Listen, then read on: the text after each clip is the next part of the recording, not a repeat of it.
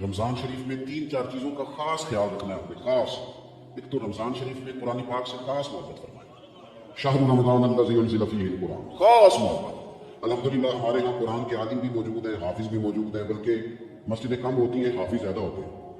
یہ دیکھ لیجیے مدارس کی خدمات ہیں اللہ کے فضل سے، قرآن بھی ہے، سب کچھ ہے۔ اب ضرورت ہے قرآن پاک سے محبت کرنے والوں کی۔ ہر نقیب ہر خطیب یہ کہہ رہا ہے کہ سارا قرآن حضور کی تعریف ہے، کہتے ہیں نا جی، تو چاہیے نا کبھی کبھی رکا ہے محفل سے کہ جناب ہمارا دل کر رہے ہیں ہمیں سورہ رحمان سنائی جائے۔ کبھی کبھی یہ رکے آتے ہیں نا فرمائشی رکے، یہ نعت پڑھیں، یہ تو جب سب کہہ رہے ہیں کہ حضور کی نعت ہے سارا قرآن، تو رکا آنا چاہیے نا، آج سورہ حامیم سجدہ کی تلاوت سنائی جائے، آنے چاہیے نا یہ والے رکے میں، صحیح کہہ رہا ہوں نا؟ تو خوب ارادہ کریں کہ قرآن مجید سننا ہے۔ ہم کھڑے رہتے ہیں پاسپورٹ کے دفتر بھی 1.5 گھنٹہ لوگ کھڑے ہیں، شناختی کارڈ کے دفتر میں بھی کھڑے، امیگریشن کی لائنوں میں بھی کھڑے، نیت کریں کہ میں نے جم کے قرآن مجید سننا ہے۔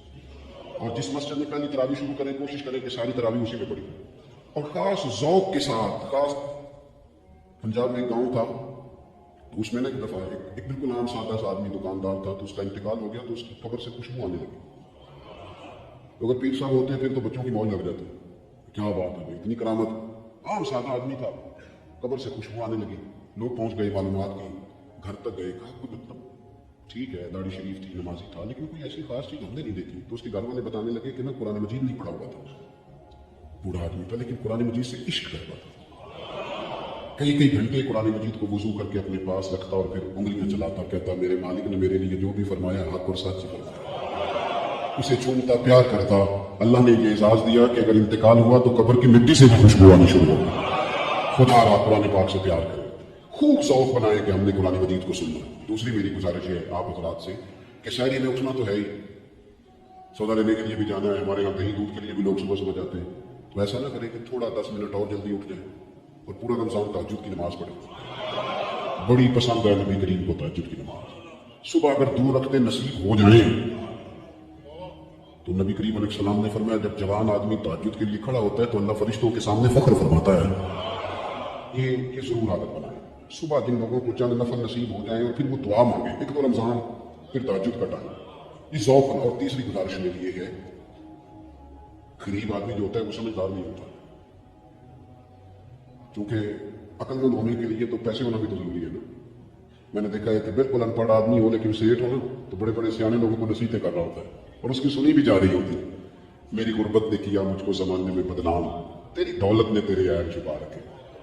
یہ نا غریب آدمی اگر سیانے ہوتے تو وہ بھی مالدار نہ ہوتے، یہ بھی سمجھدار ہوتے۔ یہ بیچارے کمزور اس لیے رہ جاتے ہیں کہ ان کو چالاکیاں تیزیاں الا ماشاءاللہ نہیں آتی۔ تو کئی دفعہ غریب تکلیف بھی دیتا ہے، جب آپ کچھ بانٹنے لگتے ہیں، جب کچھ آپ دینے لگتے ہیں تو کچھ چیزیں محسوس بھی ہوتی ہیں۔ بندہ دیکھ کر خیرات نہ کریں، اللہ کی رضا دیکھ کر کریں۔ ہمیں صحیح حدیث میں اس شخص کا تذکرہ بھی ملتا ہے جس نے آ کے نا محبوب کی چادر کو کھینچا تھا، یہ بخاری میں، اور گردن مبارک پہ نشان پڑ گیا تھا۔ اس نے کہا میں کچھ لینے آیا ہوں، چادر کو کھینچا، تکلیف ہوئی بظاہر، لیکن محبوب نے پھر بھی جب عطا کیا تو مسکرا کے ہی عطا کیا۔ غریب آدمی تکلیف میں ہے، مہنگائی نے آزمائش پیدا کر دی ہے۔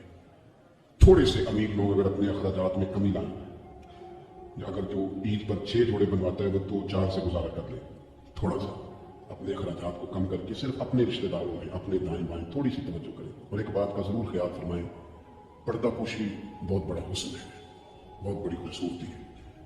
اگر یہ صدقات اور خیرات اور رمضان میں جو مساوات کا مہینہ ہے اس میں اگر تھوڑی سی نا پردے کے ساتھ، امام ابو نعیم نے لکھا ہے کہ 100 گھر تھا مدینہ شریف میں، 100 تھوڑی سی آبادی ہوتی تھی، 100 گھر کتنا زیادہ ہوتا، 3 وقت کھانا بھی پہنچتا تھا، کپڑے بھی پہنچتے تھے، بیمار کی دوا کے پیسے بھی پہنچتے تھے، کون دے جاتا ہے پتہ کوئی نہیں تھا۔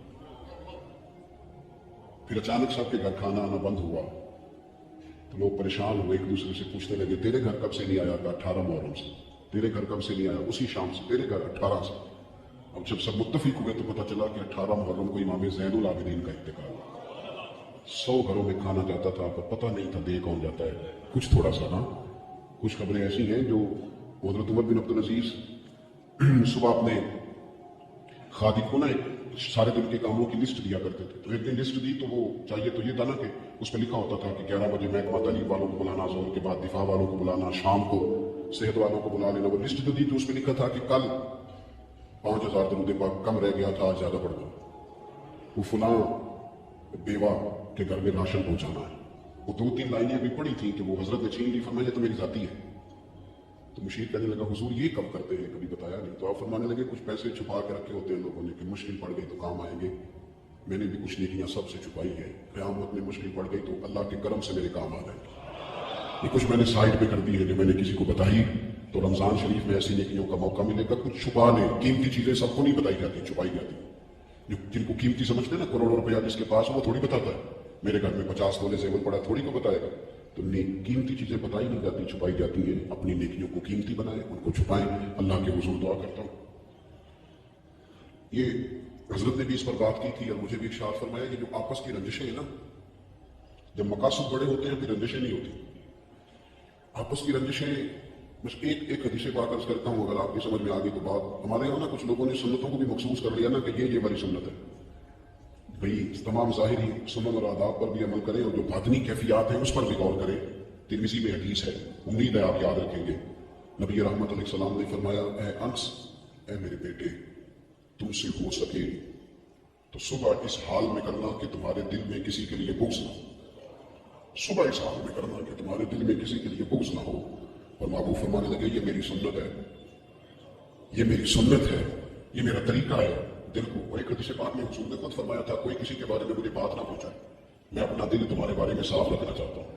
اپنے دل سے نہ ان چیزوں کو نکال پھینک کے، اور اگر آج یہ چھوڑ دیں گے نا مسجد کے باہر، تو پھر تو رمضان میں ہلکے پھلکے ہو جائیں گے انشاءاللہ۔